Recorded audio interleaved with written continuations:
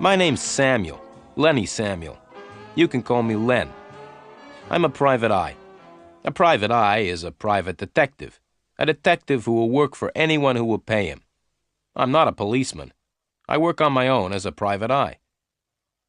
My office is on the west side of Los Angeles, on the 4th floor of a high building. There are only 2 rooms in my office, the outer room and the inner room. The outer room is the waiting room. There are 4 chairs in the waiting room, although there are never 4 people waiting to see me. In fact, there is usually no one at all waiting to see me. In the inner room, there's a cheap wooden desk. There's a big wooden chair for me to sit on, and on the opposite side of the desk, there's a low metal chair for my visitors. The rest of the furniture in my office consists of a large, empty metal cupboard and a low bed in one corner. When there is a lot of work, I sometimes sleep in the office. The notice outside my door says, L. Samuel, Private Detective. That's me. I'm quite tall, nearly 2 meters, and I weigh 80 kilos. A lot of men say that I'm ugly, but women seem to find me attractive. I've got brown eyes, brown hair, and very nice teeth. I had a good nose, too, until someone broke it in a fight last year. Recently, I haven't been very busy. In fact, I've had very little to do. However, I did have some work last month. It all started late one afternoon when I was sitting in my office. I had just finished cutting my nails and I was about to clean them.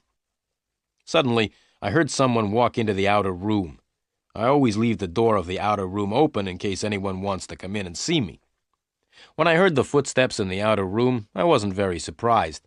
I thought that someone had made a mistake and come into the wrong office. It was probably someone looking for the doctor next door. But a moment later, there was a very quiet knock on the door of the inner room. "Come in," I shouted, and put away the scissors I had been cutting my nails with. The door opened, and in walked one of the most beautiful women I had ever seen. She was about 18 years old, with blue eyes and long blonde hair. She was wearing a smart green coat and had a big brown handbag over her shoulder. "Excuse me," said the girl. "I'm looking for Mr. Samuel." "I'm Samuel," I said with a quick smile. "Come in and sit down." The girl didn't smile back at me. "No, I won't sit down," she said. "Well, if you won't sit down, at least come in and close the door," I replied. The girl came in, walked over, and put her handbag on my desk. "Now," I said, "what can I do for you?" "I need help," said the girl slowly, "but I don't know if you will be able to help me. Are you a real private detective?" "Of course I am," I replied angrily. "Didn't you see the notice on the office door? It says L. Samuel, Private Detective. I'm Samuel. I'm a private eye." "All right, Mr. Samuel," the girl said coldly. "There's no need to get angry. I have a little job for you." "Right," I said quickly. "What do you want me to do?" "It's very simple, really," the girl replied. "I want you to find my sister. She has disappeared." The picture sequence from the cinema has finished. You can look at it once more if you want. "I see," I said. "Your sister has disappeared. Have you reported her disappearance to the police?" The blonde girl shook her head. She looked very nervous and was starting to cry. "No, I haven't told the police," she said. "I don't want any trouble with the police. I just want you to help find my sister." She took a small pink handkerchief out of her handbag and dried her eyes. "All right," I said. "Tell me all about your sister." "Her name is Elaine Garfield," said the girl. "And what's your name?" I interrupted. Helen Garfield," she replied. "My sister disappeared a week ago. We had arranged to have dinner together last Monday night, but she didn't come." "Perhaps your sister didn't come because she doesn't like the food you cook," I suggested. "Don't try to be funny. I flew all the way from New York to see her last Monday," she said angrily. "Oh, so you don't live in Los Angeles then?" I said. "No," she replied quickly. "I live in New York. I flew right across America to see my sister, but when I got here, I discovered that she had disappeared." "How do you know she has disappeared?" I asked. "Perhaps your sister just forgot about the dinner." The blonde girl took a deep breath. "Look," she said, "let me finish my story. If you don't stop asking questions, I'll find myself another detective. Right, I said. I'm listening. I waited for my sister last Monday evening in my hotel, said the girl. But she didn't come. I telephoned her, but there was no answer. So the next morning I went to the office where she worked. At her office, they said that she had been to work the day before, on the Monday. They also told me that she'd left suddenly, in the middle of the afternoon, without telling anyone. After that, I went round to her flat, but there was no one there. The girl stopped for a minute, and then continued. Mr. Samuel, she said, I'm very worried about my sister. It's not usual for her to disappear suddenly like this. I'm sure that she's in danger, and I want you to find her. All right, I said. It may be easy or it may be difficult, but I'll find her. But first, tell me why you've waited 3 days before coming to me. That's none of your business, the girl said. Okay, I replied. Your sister's name is Elaine Garfield. What does she look like? Oh, that's easy, Helen Garfield replied. She looks like me. We're twins. Now, Mr. Samuel, how much money do you charge? $50 a day, I said. Very well, Mr. Samuel, said the girl, but $50 a day is a lot of money. I hope that you will work hard for it. Oh, yes, I replied with a smile. I'll work very hard. Now give me the address of your sister's flat and the name of the office where she works. I'll start work at once. The blonde girl wrote the addresses on a piece of paper and gave me the paper. One more thing, I said. Can you give me your address, too? That won't be necessary, she replied as she picked up her handbag. I'll come and see you again tomorrow afternoon at 5 o'clock. Goodbye, Mr. Samuel. Without waiting for an answer, the girl turned around and walked out of the office. As I watched her walk out of my office, I smiled to myself. This is better than cleaning my nails, I thought.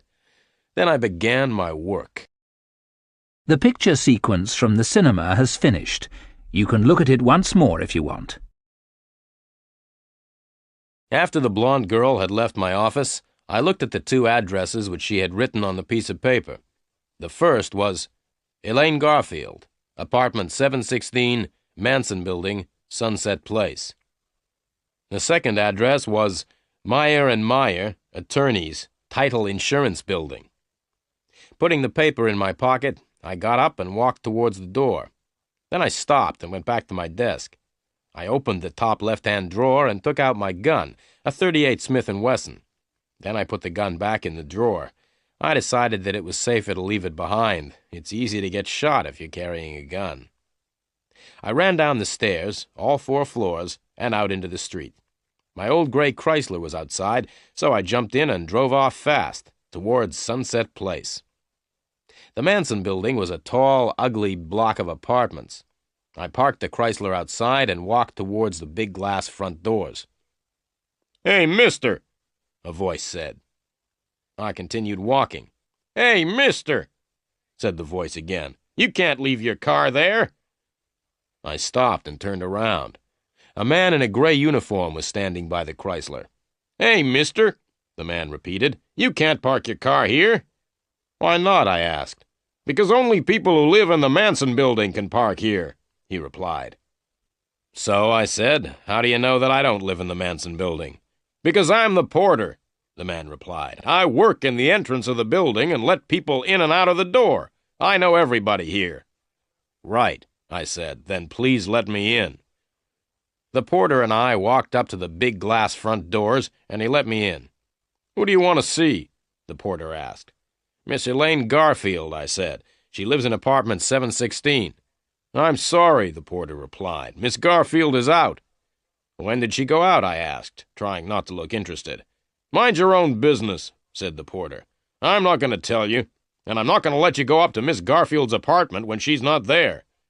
"Why don't you go for a walk?" I said to the porter, and put $5 in his hand. I gave the porter the money to make him go away. The porter shook his head. "No," he said. I gave the porter $5 more. "Now go for a long walk," I said. The porter went out into the street, and I went up to apartment 716, Miss Elaine Garfield's apartment. The picture sequence from the cinema has finished. You can look at it once more if you want. I rang the bell beside the door of apartment 716 and waited. There was no answer. I rang again, but there was still no answer. Then I took a small, square piece of plastic out of my pocket. I looked around. I was alone. I pushed the piece of plastic into the space between the door and the door frame and moved the plastic up and down. In a minute, the door opened, and I went into the flat. I stood still and listened. There was silence. I switched on the light and looked around. It was a modern apartment. I was standing in the living room. Through an open door on my left, I could see the bedroom, which was very neat and tidy. I looked in the wardrobe. It was almost empty. That's funny, I thought. People who disappear don't usually take most of their clothes with them. They only take their clothes if they've been planning their disappearance for a long time. I walked back into the living room and searched it carefully, but I found nothing to explain Elaine Garfield's disappearance. Then I went into the kitchen. The kitchen was also very clean and tidy. There were no dirty plates or cups. There was no old milk in the refrigerator. Everything was in its place. Well, I thought, there's only the bathroom left to search now. The bathroom, too, was empty and clean. I walked quickly around the flat, making sure that I hadn't forgotten anything. I wiped everything I had touched with my handkerchief because I didn't want to leave any fingerprints. Then I switched off the lights and opened the door to leave. But I didn't leave. There were two men standing outside the door. One of them was short and had red hair and a nasty smile. The other was quite tall and was wearing a hat pulled down over his face. The one with the hat was holding a gun, and the gun was pointing at me. I tried to close the door, but the red-haired man put his foot out to stop the door closing. I let go of the door. The door opened, and both the men came in. The one with the hat was in front, and he was still carrying the gun. "Hold your hands up in the air," said the man with the gun. Then he turned to the red-haired man. "See if he's got a gun on him, Joe."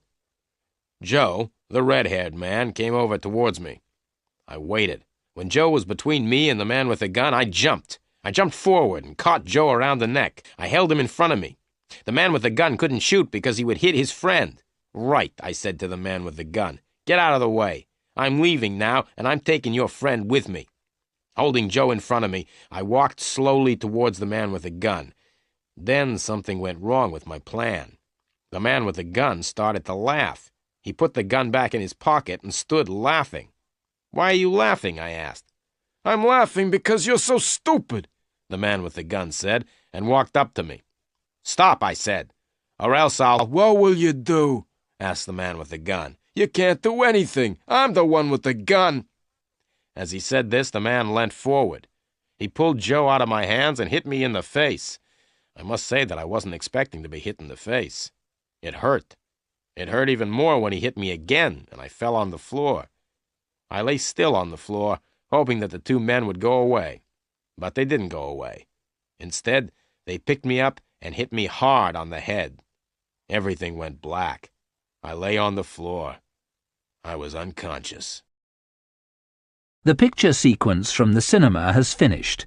You can look at it once more if you want. I woke up with a terrible pain in my head. I was lying on the floor outside the front door of Miss Elaine Garfield's apartment. I looked around. The man with the gun and his red-haired friend had left. I was alone, and I had a terrible headache. I got up slowly and felt my head gently to see if there was any blood. There wasn't any blood, but my head was still very painful. I decided to go back to the office and go to bed. There was no sign of the porter at the entrance to the Manson building. I walked out of the door and across to the old gray Chrysler. I drove slowly back to the office. The telephone was ringing when I arrived at the office. I went in quickly and answered it. "Samuel speaking." "Listen, Samuel," replied a voice. "Forget about Elaine Garfield. We hurt you a little in her apartment. If you don't forget all about Elaine Garfield, we'll hurt you a lot more." "Who are you?" I asked. But there was no answer. The man had put down the telephone. I decided to do what the man had told me. I would forget all about Elaine Garfield for 10 hours. After a good night's sleep, I would look for Elaine Garfield. I would also try to find the man with the gun and his friend Joe. I lay down on the hard, low bed and went straight to sleep. I woke up the next morning at 8 o'clock. I felt my head carefully, but it did not hurt so much now. I left the office and went across the street to the cafe where I usually had breakfast. I drank a glass of orange juice, ate some fresh toast, and drank several cups of coffee. I read the morning newspapers. There was a lot of news, but nothing about Miss Elaine Garfield. I looked at my watch, left the cafe, and walked over to the Chrysler. By 9 o'clock, I was outside the Title Insurance Building. At 3 minutes past 9, I was standing outside the door of Meyer & Meyer, attorneys. At 20 past 9, I was still standing outside the door. Nobody had arrived yet to work. At 9:30, the first secretary arrived, and at 18 minutes to 10, I was sitting in Mr. Meyer's office. "Well, Mr. Meyer," I said, "my name's Samuel, and I'm a private detective." "I'm pleased to meet you," Mr. Meyer said politely. He was about 55 years old, with a gray suit, gray hair, and a gray face. "Does Miss Elaine Garfield work here?" I asked. "Yes, she does," Mr. Meyer said, "but she hasn't been to work since Monday. Why do you want to see Elaine?" "Her sister has asked me to help find her," I replied. "Can you think of anything Elaine said or did which could explain her disappearance?" Mr. Meyer scratched his head. "No," he said, "I'm afraid I can't help you." "Who did Elaine work with?" I asked. Mr. Meyer looked at me. "Why do you say, 'Who did Elaine work with?' and not, 'Who does Elaine work with?' Elaine's not dead, is she?" he asked. I looked straight back at Mr. Meyer. "I don't know if Elaine is dead or not," I said. "Would you be very sad if she was dead?" "Yes, of course I would be sad," Mr. Meyer replied angrily. "Are you trying to suggest that I know where Elaine is?" I smiled. "Now, don't get excited, Mr. Meyer," I said.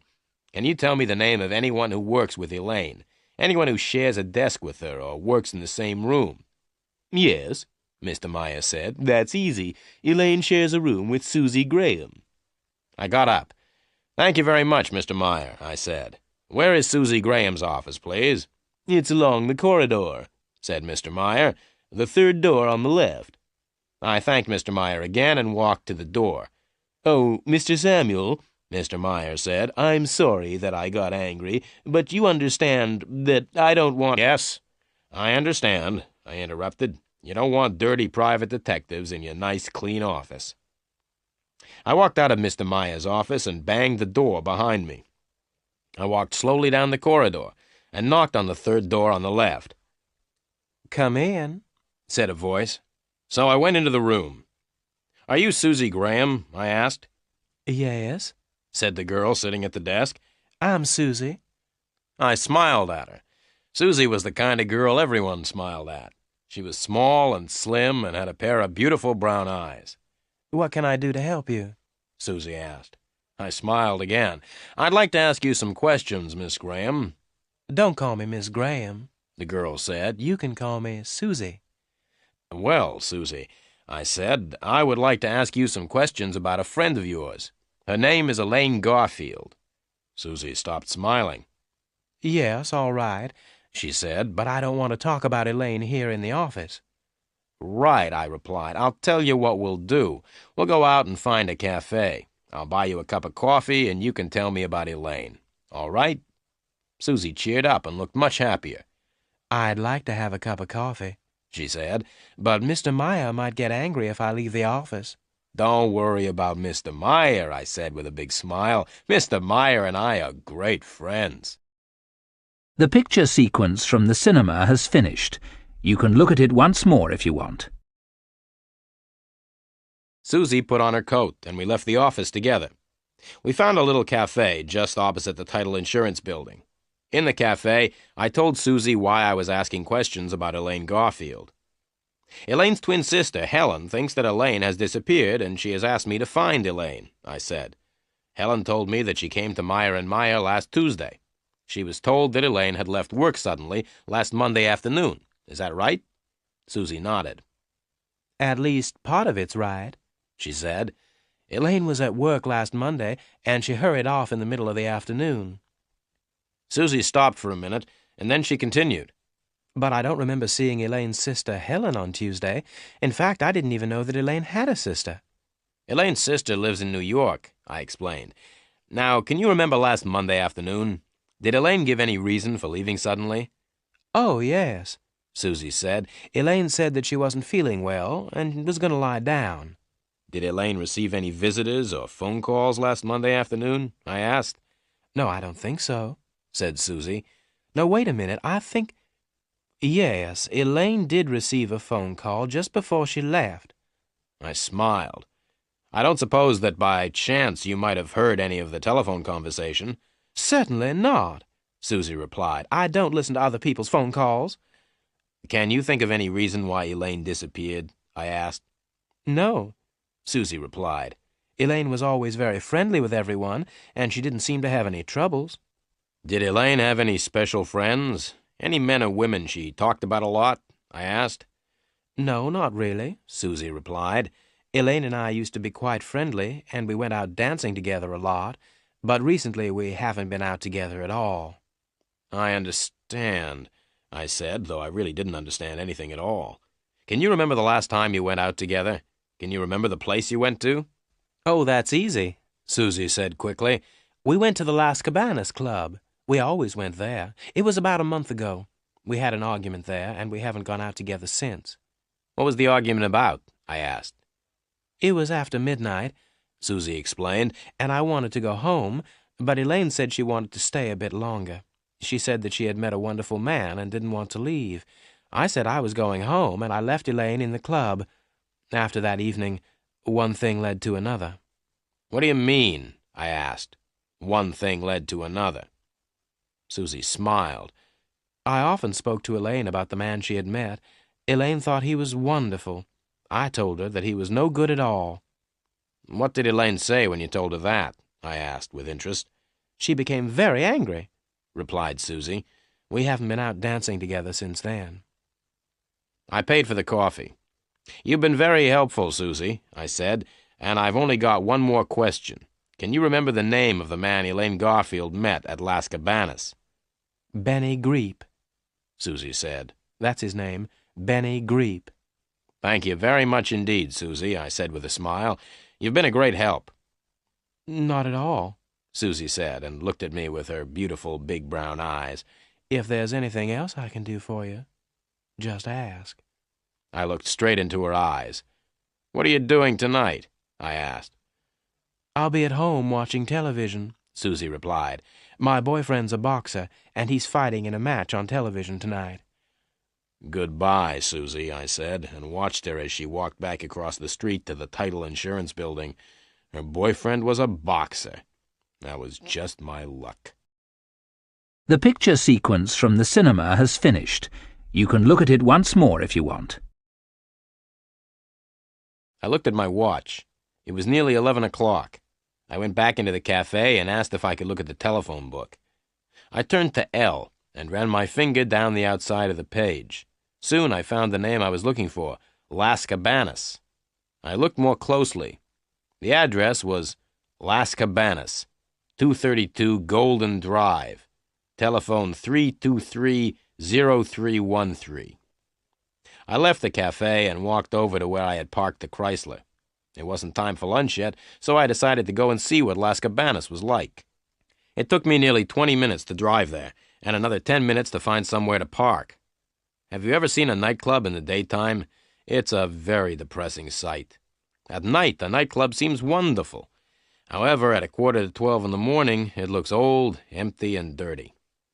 The man I met at Las Cabanas looked old, empty, and dirty, too. I rang the bell for 5 minutes before he answered the door. Even then, he didn't open the door itself. Instead, he opened a small window in the door. "What do you want?" he asked. "The club doesn't open until 10 o'clock tonight." "I'm looking for someone," I said. "Someone called Benny Greep." "I don't know anyone called Benny Greep," the man replied and started to shut the window. "Wait a minute," I said, and pushed $5 through the window. "That's better," the man said, and he opened the door and let me in. I followed him across the dance floor. The man was a cleaner. He picked up a brush and began to clean the floor. "Do you know where I can find Benny Greep?" I asked the man again. "If you come back tonight at 10 o'clock, you'll find Benny Greep here," the man said. "Benny plays the drums in the band." I gave the man another $5. Where can I find Benny now? I asked. The man picked up a piece of paper from the floor and wrote an address on it. I took the paper and left immediately. As I drove the gray Chrysler away from Las Cabanas, I looked at the address the cleaner had written. 5314 Arvita Street, West Los Angeles. 5314 Arvita Street was an old block of apartments. I gave the porter a couple of dollars and he told me which was Benny Greep's apartment. I walked up the narrow, dark stairs until I came to the 5th floor. I was looking for apartment 507. I knocked on the door of apartment 507 and waited. There was no answer, so I rang the bell. No answer. I knocked again, hard. There was still no answer. I pushed against the door, and it opened easily. I waited. There was no sound from the apartment, so I went in. The light was on and the curtains were drawn.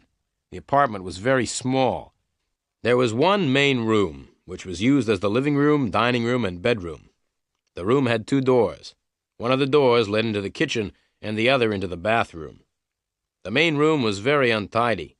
The table was covered with dirty plates and glasses, and there was a full ashtray lying on the floor. There was a strange smell in the room. I looked into the kitchen. The kitchen was also dirty and untidy. I walked across to the bathroom and opened the door. Benny Greep was in the bath. His left hand was hanging over the side of the bath. The hand had neatly cut nails, and there was a gold ring on one finger. The wrist was covered by a shirt sleeve, which was rather dirty. I couldn't see the rest of the arm because it was under the water. Benny Greep's head was just out of the water. He had a handsome face and quite long black hair. His eyes were wide open. The only other parts of his body out of the water were his feet, but I couldn't see his toes because he still had his shoes and socks on. The bath water was red. I pulled out the plug in the bath to let the water out. When the bath was empty, I looked at the dead man more closely. He had been dead for several hours. He had been shot in the chest and then pushed into the bath. I looked on the floor by the bath. There was blood there, too, and I was standing in it. I moved back and cleaned the blood off my shoes with some water. Then I quickly looked round the main room again. The dead man's coat was lying on a chair, and I felt in the pockets. I found a few dollars and a driving license. The driving license had a photograph of the dead man on it. The license belonged to Benny Greep, and the address in the license was 5314 Arvita Street, West Los Angeles. The dead man in the bath was definitely Benny Greep. The picture sequence from the cinema has finished. You can look at it once more if you want. I moved around the room and carefully cleaned everything I had touched. I didn't want to leave any fingerprints. There was nothing in the room to connect Benny Greep with Elaine Garfield. I picked up the telephone and asked for the police. I'm speaking from apartment 507, 5314 Arvita Street, I said. There's a dead man in the bath. Right, said the policeman at the other end of the telephone. What's your name? I told him. Don't touch anything, the policeman said, and stay where you are. A police car will be there in a few minutes. I put down the phone and sat down to wait. 3 minutes later, I heard the police car coming. The car stopped outside the building, and I could hear heavy feet running up the stairs. 2 policemen walked into the apartment. They were both wearing ordinary clothes and looked hot and tired. One was about 25 years old, the other about 40. The older policeman came up to me and showed me his police papers. "Where's the body?" he asked. I pointed to the bathroom. Both policemen went into the bathroom to have a look. The younger one came back first, shaking his head. All right, said the younger policeman. Why did you do it? Do what? I asked in surprise. Why did you kill your friend in the bath? Said the young policeman. He wasn't my friend, I replied. I don't care if he was your friend or not, said the policeman. Tell me why you killed him. I didn't kill him, I said calmly. Then what are you doing here? Asked the older policeman, coming in from the bathroom. My name's Lenny Samuel, I explained. I'm a private detective, and I came here to talk to Benny Greep. The door was open, and so I came in. I looked in the bathroom, and I found the dead man in the bath, so I telephoned the police. The dead man is Benny Greep. Why did you want to talk to Benny Greep? The younger policeman asked. I'm sorry, I can't answer that, I replied. Who are you working for? Asked the older policeman. I'm sorry, I can't answer that either, I said. As far as I know, Benny Greep's death doesn't have anything to do with the person I'm working for. Tell me who you are working for, shouted the younger policeman angrily. Take it easy, said the older policeman to the younger one. You stay here until the other police arrive. I'm going to take Mr. Samuel down to the police station. I kept quiet and followed the older policeman out of the room and down the stairs. Outside the building, we got into my old Chrysler. The policeman drove. We were soon at the police station, where the policeman locked me in a small room. I sat down on a hard wooden chair in the locked room and tried to sleep. It was no use getting angry or upset at being arrested for murder. That is something you have to get used to if you are a private detective. It happens all the time. But I could not sleep. I was thinking about all the things which had happened since I had met Helen Garfield the day before. I couldn't sleep because several things were worrying me. But I couldn't remember what those things were. The picture sequence from the cinema has finished. You can look at it once more if you want. While I was in the police station, I remembered one of the things which was worrying me. How had Joe and his tall friend known that I was in Elaine Garfield's apartment? The porter at the Manson building must have told the two men. I decided that I would go and talk to the porter when I left the police station. I sat back in the chair and looked at my watch. The time was nearly 4 o'clock. Then I remembered that Helen Garfield was coming to my office at 5 o'clock. I would not be there to meet her. But there was something else that was worrying me. It wasn't anything important. It was quite a small thing, but I couldn't remember what it was. Suddenly the door opened and a policeman came in. "Stand up," shouted the policeman. "Follow me." I stood up and followed the policeman out of the room and along a corridor. The policeman stopped, knocked on a door, and opened it. "Are you ready to see the private detective?" asked the policeman as he put his head around the door. Without waiting for an answer, the policeman opened the door wide and pushed me into the room. The policeman came into the room and closed the door behind him. In the room, there was a man sitting behind a desk. He was completely bald. He had no hair at all. He was about 55 years old, and his name was Sergeant Murphy. Sergeant Murphy had spent all his life in the police, and he didn't like private detectives. Sergeant Murphy sat looking at me. He looked at me for about 5 minutes without saying anything. I was standing in front of his desk, looking straight back at him. The silence didn't worry me. In fact, I quite liked it. The silence was much nicer than questions about what I'd been doing in Benny Greep's apartment. "What were you doing in Benny Greep's apartment?" asked Sergeant Murphy suddenly. "I wanted to talk to him," I replied. "Why did you kill Benny Greep?" shouted Sergeant Murphy suddenly. "I didn't kill him," I replied, and I told Sergeant Murphy the same story that I had told the policeman in Benny Greep's apartment. "I don't believe a word of what you've told me," said the sergeant. "Who are you working for?" "I'm sorry," I replied. "I can't tell you who I'm working for. As far as I know, Benny Greep's death has nothing to do with me or with the person I'm working for." I stopped and looked at the sergeant. I knew that what I had just said wasn't true. In fact, I thought Benny Greep's death was connected with Elaine Garfield's disappearance, but I couldn't tell the police. Helen Garfield had said that she didn't want the police to know about her sister's disappearance. Sergeant Murphy looked me straight in the eyes. "I hate all private detectives," he said slowly. "And you are the private detective that I hate the most. I don't think you're telling me the truth. I think you're hiding things from me. I think you know more about Benny Greep's death than you say you do. And you are going to tell me all you know. Now!" "I've already told you all I know," I replied quietly. Sergeant Murphy's face went red. The red color went up until it covered all of his bald head. "Don't try to play games with me!" he shouted. "Now get out!" "Can I go home now?" I asked. "No," said Sergeant Murphy. The sergeant told the policeman at the door to take me back to the small room and lock me up again. I went with the policeman and didn't argue. I don't like arguing with policemen. When I was alone in the room again, I sat down. I tried to remember the other thing that had been worrying me earlier. Someone had said something important, but I could not remember what it was. The picture sequence from the cinema has finished. You can look at it once more if you want. I looked at my watch. It was 5:30. I was still at the police station. I'd seen Sergeant Murphy once more during the afternoon. It hadn't been a pleasant meeting.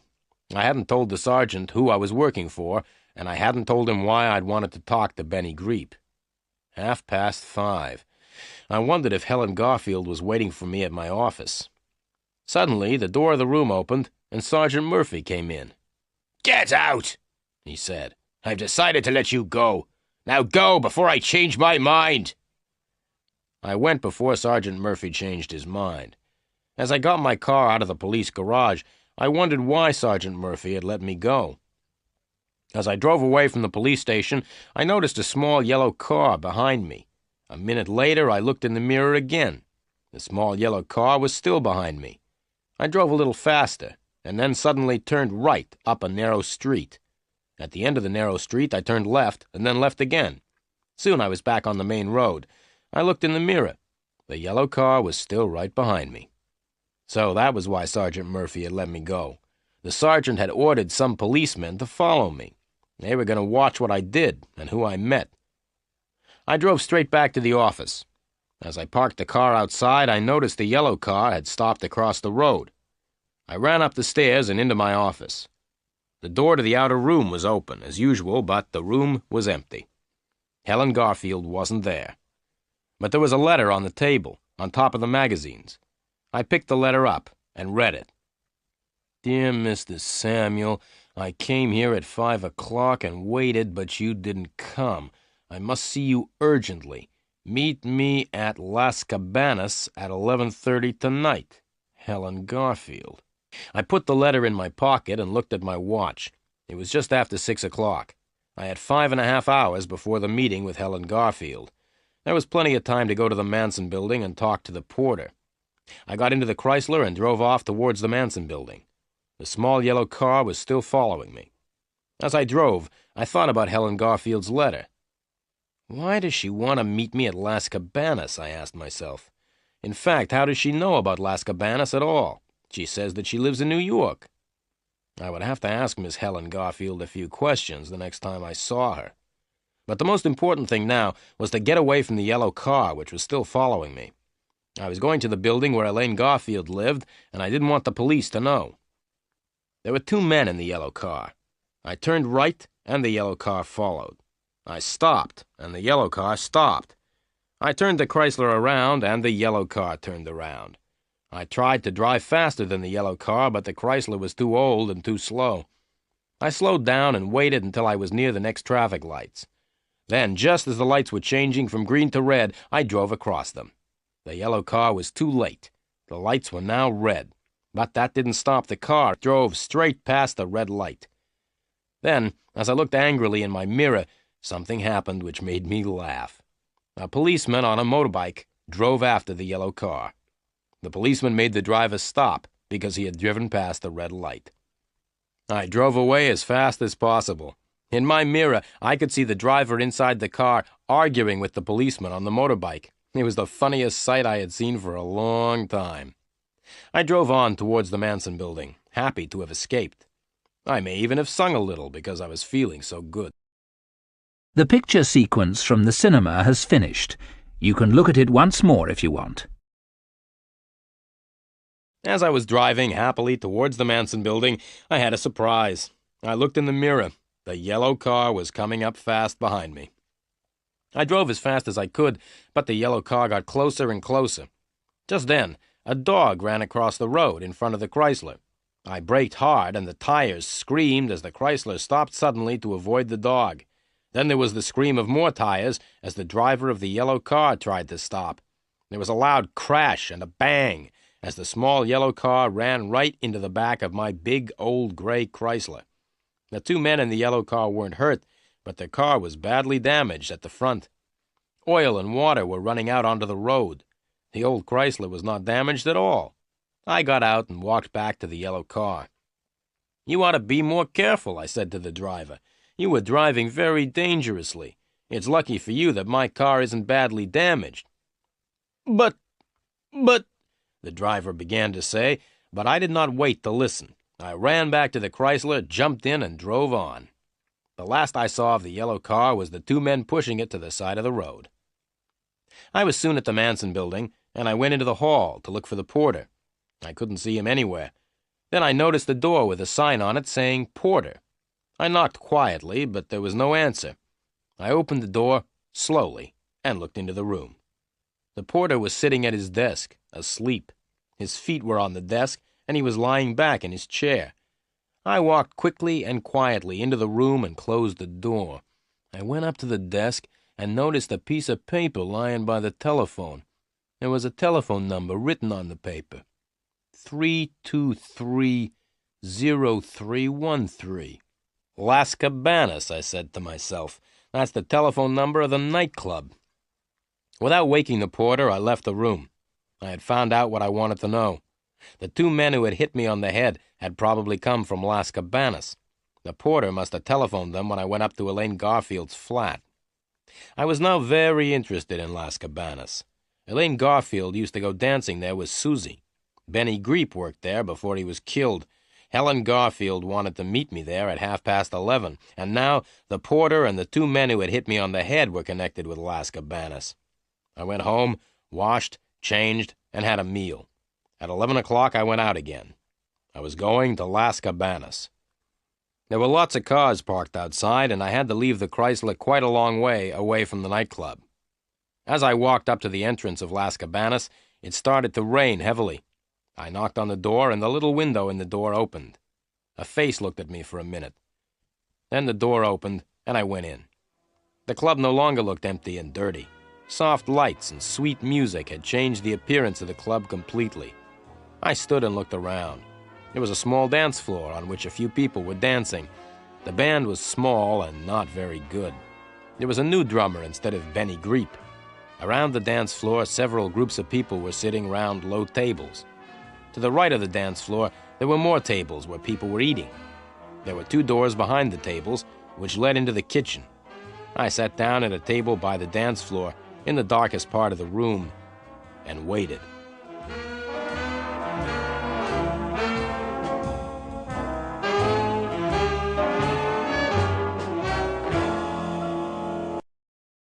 The picture sequence from the cinema has finished. You can look at it once more if you want. Exactly at 11:30, Helen Garfield came into the nightclub. She was looking as beautiful as ever, but seemed to be a little worried. Her blue eyes looked around the room until she saw me. Then, with a little smile, she walked up and sat down at the table. She sat next to me, with her back to the dance floor. She was carrying a bag, which she put on the floor beside her. The smile disappeared from her face. "Where were you this afternoon, Mr. Samuel?" she said sharply. "I'm paying you $50 a day. In return for that money, I want you to do what I tell you. Now, why weren't you at your office this afternoon at 5 o'clock? I took a deep breath.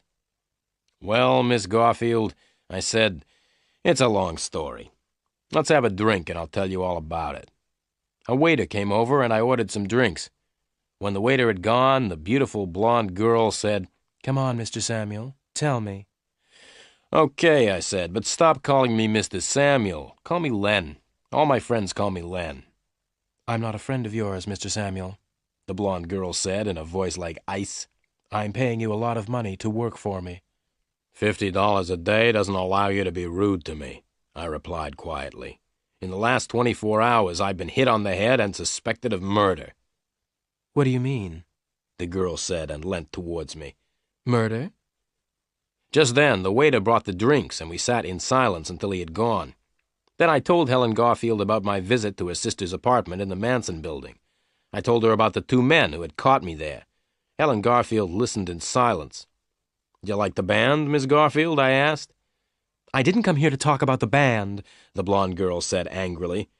"The band has got a new drummer tonight," I said, "because I found the old drummer dead in his bath this morning." The blonde girl turned around quickly to look at the band. She said something to herself, which I didn't hear. She lifted her right hand and started stroking her hair.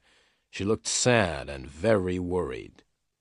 What was the dead man's name?" Helen Garfield asked. "Greep," I said. "Benny Greep. I don't suppose that you know Benny Greep, do you?" Helen Garfield shook her head. No, she said. I told her what had happened at the police station. Then I told her about the policeman who had followed me in a yellow car. Do you think they're still following you? The blonde girl asked quickly and looked around the club.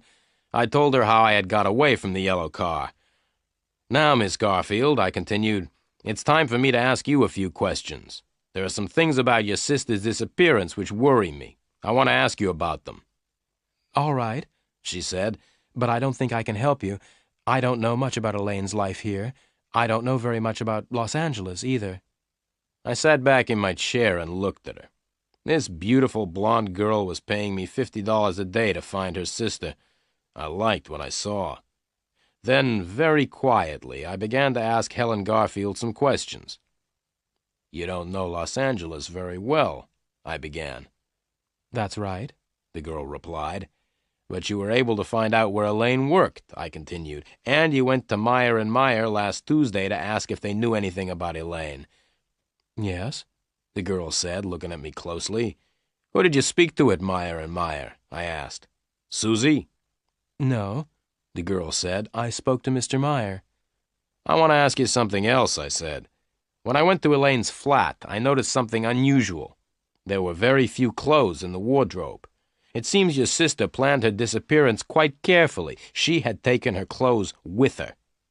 I see, the girl said, and looked around the nightclub. I waited until she looked back at me. Do you like it here? I asked. Yes, she said. I like it too, I said, but there's something else which is worrying me. Do you mind if I ask you one more question? Not at all, the girl said. Well, I began, I've been wondering why you asked me to meet you here, at Las Cabanas. Helen Garfield pushed back her chair and stood up. Would you please excuse me for a minute? She said.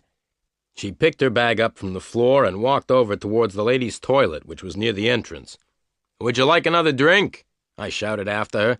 Yes, please, she shouted back over her shoulder. I ordered 2 more drinks and sat back in my chair.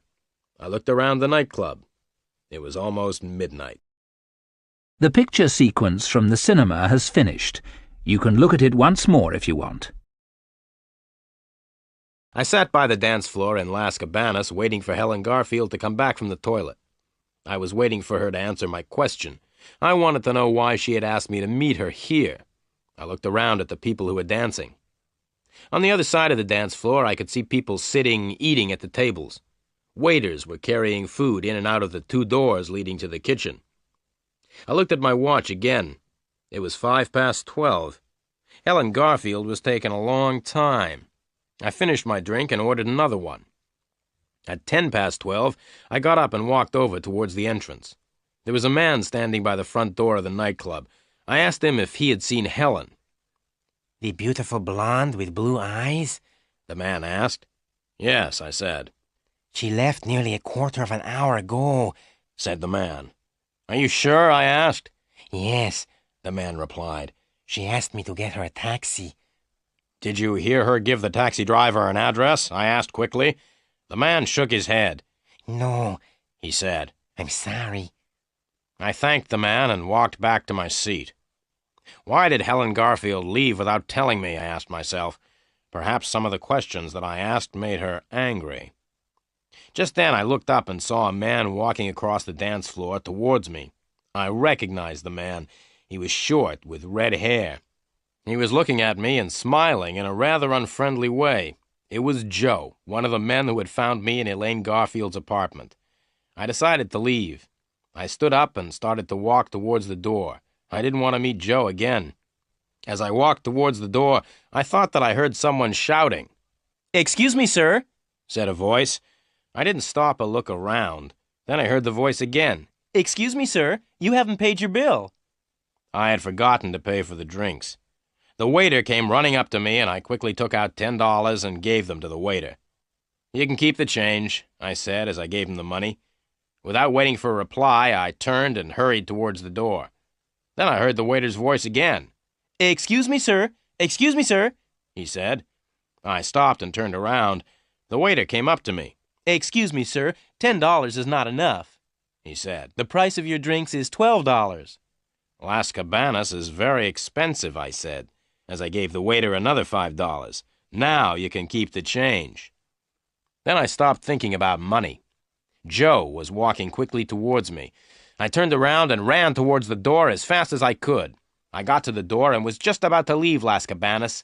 I was happy because I had escaped. Then I got a surprise. There, standing by the door of the nightclub, was Joe's tall friend. It was the same man who had hit me on the head in Miss Garfield's apartment. The tall man had seen me coming and had moved in front of the door. Now I couldn't get out. The picture sequence from the cinema has finished. You can look at it once more if you want. I stopped and looked behind me. Joe was closer now, and the smile on his face looked very unfriendly. I was caught. I could not go out of the door, and Joe was right behind me. I turned around quickly and ran towards Joe.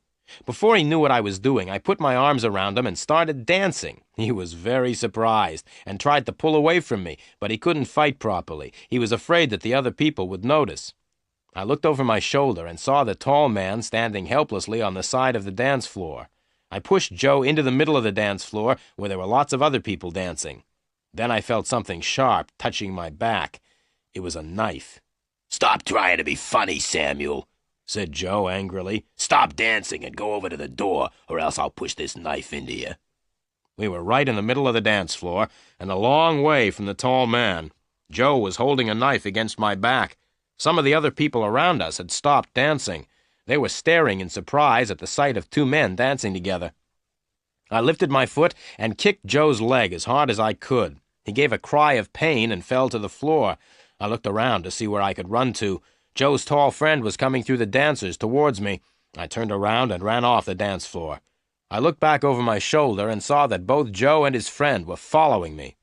I ran between the tables where people were eating. The floor was slippery and I fell over. As I fell, I knocked over a table and the plates of food and glasses fell on top of me. I got up quickly and ran out through one of the doors into the kitchen. Then I stopped and counted to 5. As Joe and his tall friend were coming towards the door, I pushed the door closed as hard as I could. There was a loud bang as the men ran into the door. I smiled and turned round, but I did not smile for very long. 3 cooks were coming towards me with big kitchen knives in their hands. I looked at the cooks and at the knives they were holding. I thought about running towards them and trying to fight them. I decided that it would be a stupid idea to try and fight 3 big men with knives. To my left, there was a very big saucepan full of boiling soup on the stove. I picked it up and threw it at the cooks. There were loud cries of pain as the hot soup hit the 3 men. Just then, the door opened behind me. Joe and his tall friend stood in the doorway, and the tall man was holding a gun. There was a loud bang as the gun went off. The bang was followed by a scream of pain from one of the cooks because the tall man had shot him in the foot by mistake. I quickly picked up a large pile of dirty plates and threw them at Joe. He saw the plates coming, and he tried to move away. As he moved, he slipped on the floor and fell onto a pile of broken plates. Without waiting, I ran to a door at the back of the kitchen. The door was locked, and I banged against the door with my shoulder. The lock broke easily, and I pushed the door open. As I ran out into the dark street, I could still hear the shouts and cries coming from the club. I came to the Chrysler and bent over to open the door. Just then there was a noise behind me. I turned around and saw a man with his arm raised. Then I felt a terrible pain in my head. Everything went black. I fell to the ground, unconscious. The picture sequence from the cinema has finished. You can look at it once more if you want. "Feeling better now?" asked a voice. I opened my eyes and looked around me. I didn't know where I was. I was lying on something hard, and there was a bright light on my eyes. "Where am I?" I asked. Then I realized where I was. I recognized the gray walls, the hard furniture, and the bright electric lights. I was in the police station again. "Feeling better now?" the voice repeated. I looked at the policeman who was talking to me. "Yes," I said, very slowly, "but my head feels as if it is breaking in half." "You're lucky to be alive," said the policeman. "A police car found you lying in the middle of the road on Golden Drive. You would have been hit by passing cars and probably killed if the police car hadn't found you." I thought for a moment. I wasn't sure how much the police knew. I didn't want to tell the police anything they did not already know. Yes, I was lucky, I said. By the way, what was a police car doing on Golden Drive? Oh, said the policeman, there was a big fight at a nightclub called Las Cabanas. We had a telephone call to say that there was a madman in the club. The madman was breaking up all the furniture. A police car was sent to the nightclub, but the madman escaped before the police arrived. The police car was returning when it found you lying in the middle of the road. You were very lucky. The car nearly ran right over you. I smiled. I don't feel very lucky, I replied. In fact, I feel terrible. Never mind, said the policeman. Can you walk? I stood up and walked a few steps. My head hurt, but otherwise I felt all right. Yes, I said. I can walk. Good, the policeman said.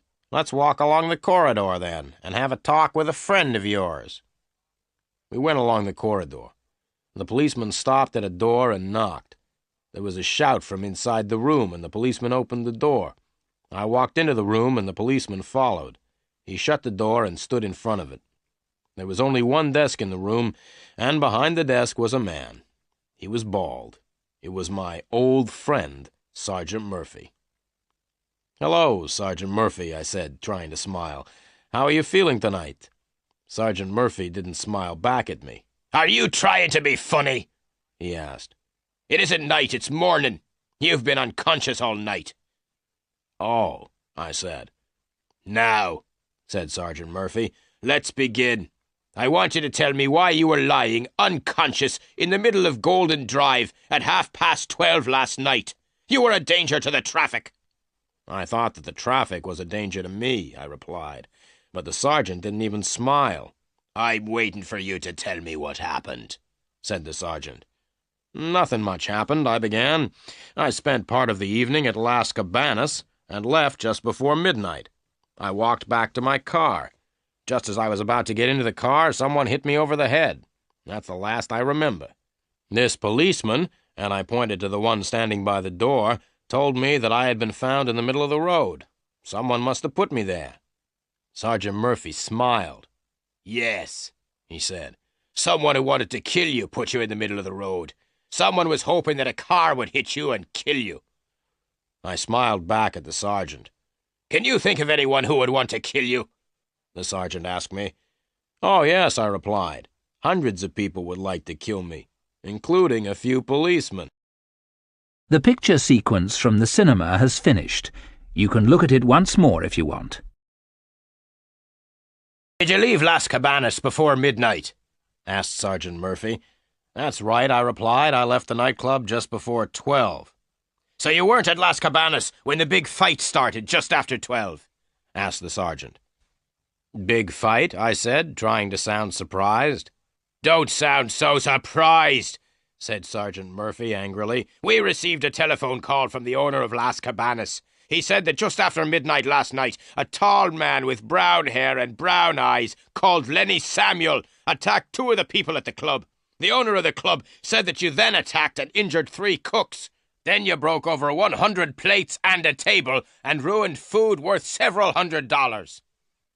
I didn't say anything. I could not think of anything to say. "Did you really do all that?" Sergeant Murphy asked in a different voice. The sergeant sounded both surprised and pleased. "Did you really do all that on your own, or did you have men to help you?" "I did it all on my own," I said, beginning to feel a little proud of myself. "You know that you could go to prison for 6 months for what you did last night?" the sergeant asked. He was laughing as he said it. I wasn't laughing. I couldn't see anything funny about 6 months in prison. "Look," Sergeant Murphy said, "I'm not stupid." I agreed with the sergeant that he was not stupid. "I'm not stupid," Sergeant Murphy repeated, "and I know why you were at Las Cabanas last night. Benny Greep used to work there, and you went to find out about his death." I agreed with the sergeant again. It seemed the best thing to do. "Now," Sergeant Murphy said slowly, "I'm interested in Las Cabanas. The club is owned by people who are criminals, but we can't prove that they have broken the law. I'm also interested in Benny Greep's murder. Now, what I suggest is this. Tell me all you know about Las Cabanas and Benny Greep, and I will let you go. If you tell me all you know, you won't go to prison for the fight at the nightclub. But I want the truth, not the lies you told me yesterday." I took a deep breath and started to tell the sergeant what I knew. I told him about everything except Elaine Garfield. I wasn't sure how closely Elaine Garfield was connected with Benny Greep's death, so I told the sergeant that Helen Garfield from New York had asked me to find out about Las Cabanas. Sergeant Murphy asked me for Helen Garfield's address in New York, and I said I didn't know it. Then the sergeant asked me where Helen Garfield was staying in Los Angeles. I said I didn't know. I told Sergeant Murphy all that I knew about Benny Greep, except that the drummer had known Elaine Garfield. Then I asked him about the two men in the yellow car who had followed me. The sergeant smiled and said that the two men were policemen. Finally, I told him about the fight at Las Cabanas. Sergeant Murphy listened to everything. When I had finished my story, he looked at me in silence for a few moments. "Right, Samuel. I hope that you've told me the truth, and all the truth. If you've been telling me more lies, I'll make sure that you go to prison for 6 months because of the fight at Las Cabanas. Now you can go." I stood up. "Thank you," I said with a smile. "Sit down," he said, "and listen. You can go, but you must promise to tell me anything you find out about Las Cabanas and about Benny Greep." "I promise," I said quickly, and stood up. "Wait a minute," said Sergeant Murphy. "I've one more thing to tell you. I'm going to telephone the New York police. I'm going to ask them to find out all they can about Helen Garfield. If the police in New York discover that you've told me lies about Helen Garfield, you will be in very serious trouble." I told the sergeant not to worry and thanked him very much. I left the police station feeling very happy because Sergeant Murphy had let me go. I called a taxi and went out to Golden Drive to get the Chrysler. The picture sequence from the cinema has finished. You can look at it once more if you want. I drove the Chrysler back to the office and walked up the stairs. The office looked just the same. There were no letters for me. I went down to the cafe and had a late breakfast. As I drank my coffee, I thought about some of the things Helen Garfield had told me at Las Cabanas before the fight. I decided to check one of the things immediately and walked over to the telephone. I opened the telephone book and looked under M until I found the telephone number of Meyer and Meyer. I picked up the telephone and dialed the number. "Meyer and Meyer, good morning," said a voice which I recognized. "Can I help you?" "Hello, Susie," I said. "This is Len Samuel. Do you remember me?" "Of course I remember you," said Susie. "Did your boyfriend win his boxing match on television?" I asked. "No," Susie replied, "and anyway, he's not my boyfriend anymore." "Really?" I said happily, thinking that perhaps I could ask Susie to go for a drink with me. "Yes," Susie said. "The boxer had a fight with my new boyfriend outside my house last night." "And who won?" I asked. "My new boyfriend," replied Susie. "Oh," I said sadly, "and what does your new boyfriend do?" "My new boyfriend's a weightlifter. He lifts big weights in competitions." I was about to say goodbye. Then I remembered that I had not telephoned to speak to Susie. I wanted to speak to her boss, Mr. Meyer. "Can I speak to Mr. Meyer, please, Susie?" I asked. "Right," Susie said. "I'll put you through to Mr. Meyer. Goodbye." There was a pause, and then I heard Mr. Meyer's voice. "Hello, Meyer speaking." Good morning, Mr. Meyer," I said in a deep voice. I had put my handkerchief over the telephone so that Mr. Meyer would not know my voice. "This is the police," I said. "Sergeant Murphy speaking." I pretended to be Sergeant Murphy so that Mr. Meyer would answer my questions. "Good morning," said Mr. Meyer. "What do you want to ask me about?" "It's about a girl who works for you," I said. "Her name is Elaine Garfield. She has disappeared, and we are trying to find her. Elaine's sister, Helen, came to see you last Tuesday, didn't she?" "No," said Mr. Meyer. "Elaine's sister didn't come to see me last Tuesday. I didn't know that Elaine had a sister until a private detective told me. He said that Elaine's sister was called Helen." The telephone line was very bad, and it was difficult for me to hear what Mr. Meyer was saying. "What did you say?" I asked.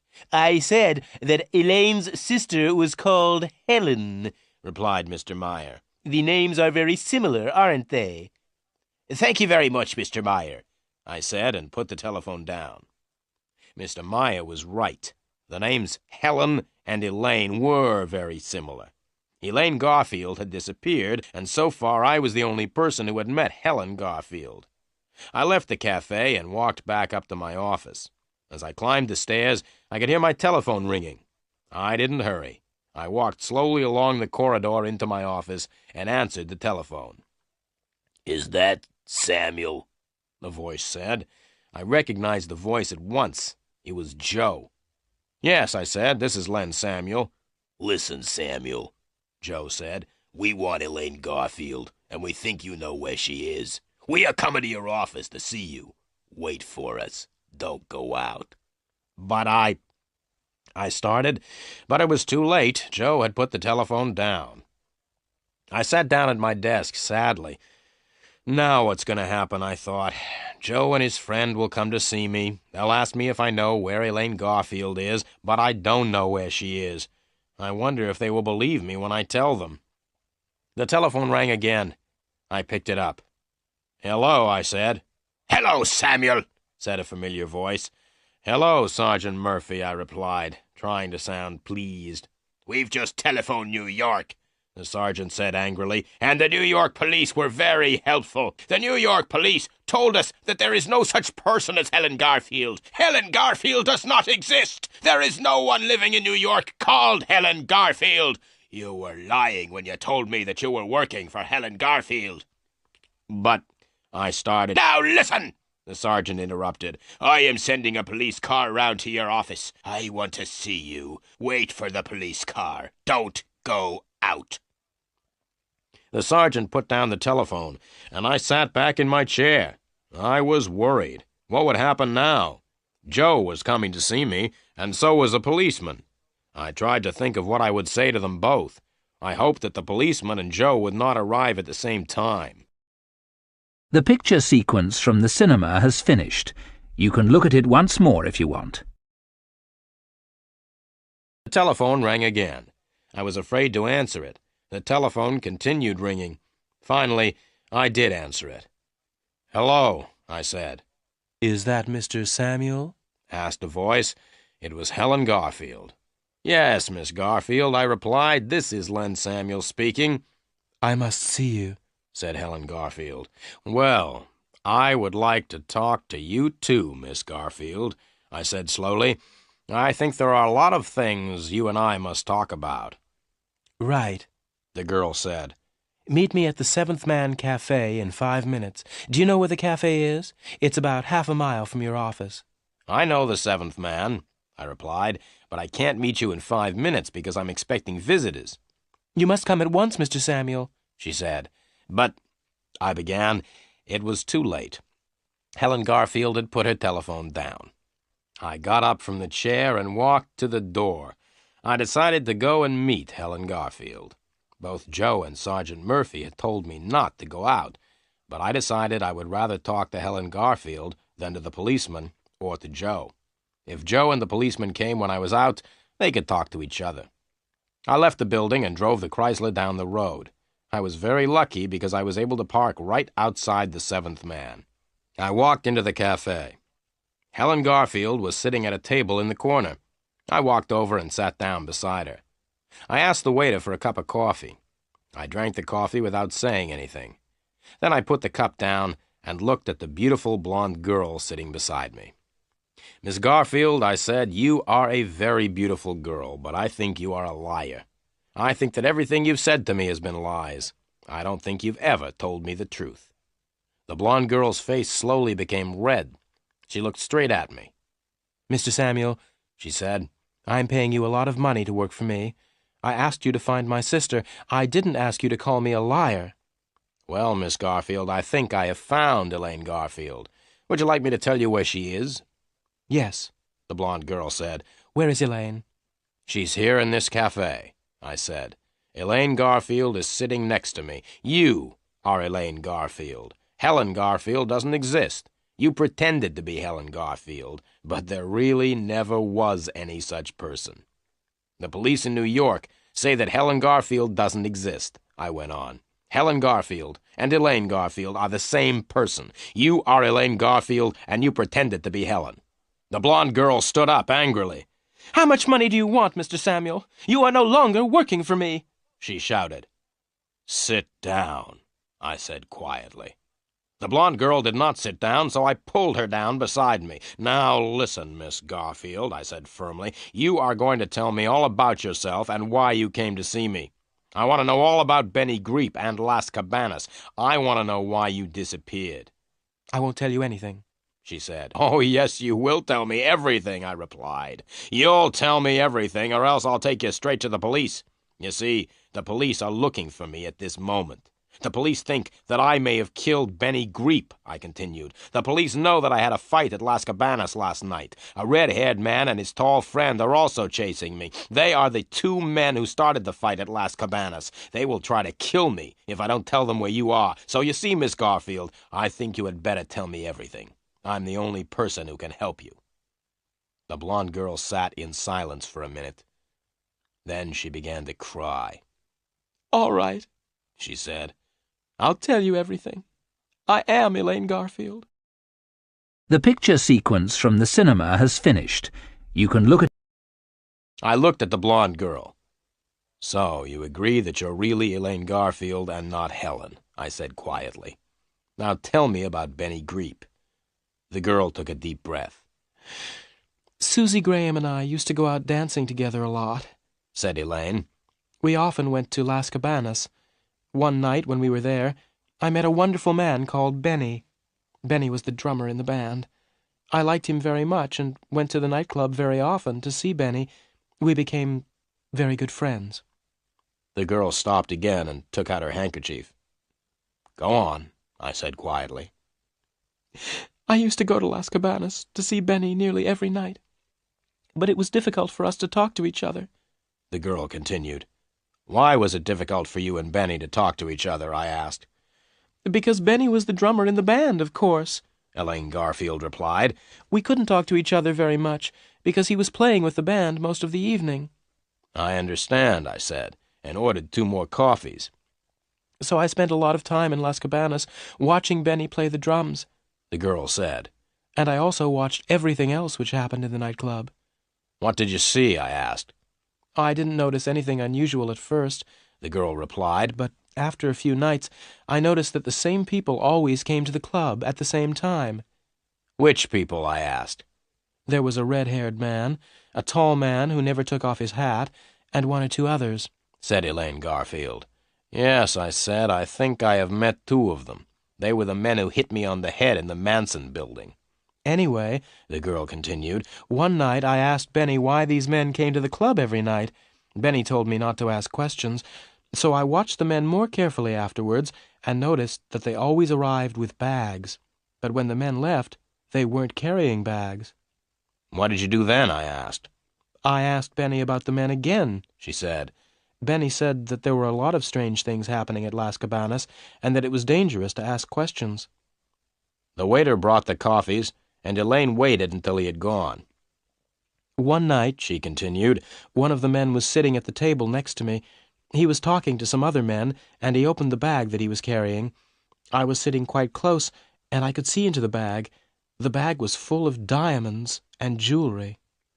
"Really?" I said, and drank my coffee. "I told Benny about the bag of jewelry later on in the evening," continued Elaine. "Benny was very excited at the news. He told me that he had known for a long time that criminals used Las Cabanas. They used the club as a place to buy and sell stolen things. Benny and I talked all evening about the bag of jewelry. Benny said that the jewelry was stolen. The men who were selling it were criminals, and they had stolen the jewelry. Well," Elaine continued, "Benny wanted to steal one of the bags. He said that the jewelry was stolen, so it didn't matter if we stole it from the criminals. I agreed to help him. We hoped to sell the bag and to use the money to go away together." "I see," I said. "And did you help Benny to steal the bag of jewelry?" "Yes. We waited for nearly a week," Elaine replied. "Then, last Sunday, I had a chance to steal the bag. It was at the end of the evening, and nearly everyone had left the club. I had found out where they hid the bag, and I was able to take it and give it to Benny. Benny had big bags in which he carried his drums. It was easy for him to hide the bag of jewelry in the drum bag. We left the club together with the bag of jewelry. We decided to hide the jewelry in my apartment and then sell it later. The next day was Monday, Elaine continued, and I went to work. In the afternoon, I had a telephone call from Benny. Benny said that the red-haired man knew that the bag of jewelry had been stolen. He was very angry. Benny told me to stop work and go home. He told me to stay at home, to make sure that no one came to take the jewels. Benny was going to continue working at Las Cabanas. Then no one would think that he had stolen the jewels. And did you stay at home, I asked? Yes, I stayed at home for 3 days, Elaine replied, but I was afraid that the red-haired man would find out where I was living. Then he would come to get the bag of jewelry. So what did you do? I asked. That was easy, she said with a smile. I moved into a hotel in the center of the town and then came to see you. But why did you come to see me? I asked. To make sure that I was safe, said Elaine. I pretended to be my sister and said that I had disappeared. I asked you to find me. Then I knew that I was safe. Why? I asked. Because you were looking for me, Elaine continued. If the men from Las Cabanas found me or took me away, you would find out and chase them. Thank you very much for thinking that I am such a good detective, I said. But why didn't you tell me the truth? That's easy, said Elaine. I didn't want to tell you about the jewels. The picture sequence from the cinema has finished. You can look at it once more if you want. Go on with your story, I said. The evening I came to see you at your office, said Elaine, I telephoned Benny at Las Cabanas. I told Benny what I had done. Benny told me that the red-haired man knew that we had stolen the jewelry. Benny told me that there would be no trouble if I brought the jewels back to Las Cabanas the next night. You were stupid to trust the red-haired man, I said. I know, the girl said. I was afraid, so I asked you to meet me at Las Cabanas at midnight. So you didn't know that Benny was dead until I told you at Las Cabanas, I said. No, Elaine said. That is why I ran away before midnight. I decided not to give them the jewelry because they had killed Benny. You've still got the jewels, then? I asked in surprise. Where are they? Here, Elaine said, and pointed to a small bag under the table. I reached under the table, picked up the bag, and opened it. The bag was full of diamonds and jewelry. Just then I heard a voice, and at the same time, Elaine screamed. "Give it to me," said the voice. I looked up quickly and saw Joe standing beside me. His tall friend was right behind him. "Give me the bag," said Joe once again. "How did you know I was here?" I asked. "You parked your car right outside," said Joe with a laugh. "Now give me the bag." I passed him the bag. As I gave him the bag, I jumped to my feet and hit Joe hard in the face. He tripped and fell heavily onto the floor. I moved towards the tall man, who was still standing a few feet away. I was about to run at him, but then I stopped. The tall man had taken a gun from his pocket, and the gun was pointing straight at me. "Right," said the tall man. "Don't move or else I'll shoot you." Joe got up from the floor. He still had the bag of jewelry in his hand. Together, Joe and his friend with the gun walked towards the door. They walked backwards to make sure that Elaine and I did not try to get the bag back. As the two men reached the door, I started to laugh. "What are you laughing at?" shouted the man with the gun. "Look behind you," I said. Both men turned around and looked. In the doorway of the cafe stood Sergeant Murphy with two other policemen. Sergeant Murphy jumped on the tall man with the gun, and Joe ran back into the cafe. I stepped forward to stop Joe, and he ran straight into me. We both fell on the floor, and the two policemen ran up. One of the policemen held Joe. The other policeman held me. "They are the criminals," I shouted, pointing at Joe and his friend. "Not me." "You are all coming down to the police station," Sergeant Murphy said, and looked over to Elaine Garfield. "You must come too." It took a long time to tell Sergeant Murphy the whole story. In the end, he believed what Elaine and I told him. The sergeant warned me not to tell him lies again, and agreed to let me go free. Elaine told Sergeant Murphy all she knew about Las Cabanas. The sergeant was very pleased to catch Joe and his friend with the jewels. Sergeant Murphy agreed to let Elaine go free because she helped catch the criminals. As we were leaving the police station, I asked Sergeant Murphy how he had found us in the Seventh Man Cafe. "It was very lucky, really," said the sergeant. "We went to your office to see you, but you weren't there. As we were leaving, we saw the red-haired man and his friend entering. We waited, and when they left, we followed them to the cafe." "Thank you very much, Sergeant," said Elaine. "And thank you very much, Mr. Samuel." "That's all right," I said. "You are paying me $50 a day." "I'm sorry, Mr. Samuel," Elaine said. "I'm afraid I can't pay you. Now that I've given the jewels to the police, I don't have any money." I smiled and got into the old gray Chrysler and drove back to the office. I didn't say goodbye. When I got back to the office, I sat down in my chair. It's not much fun being a private eye. You get hit on the head, nearly killed and chased by the police. And you don't always get paid.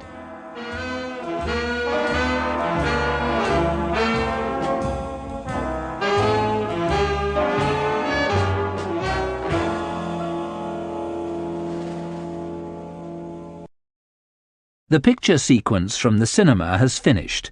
You can look at it once more if you want.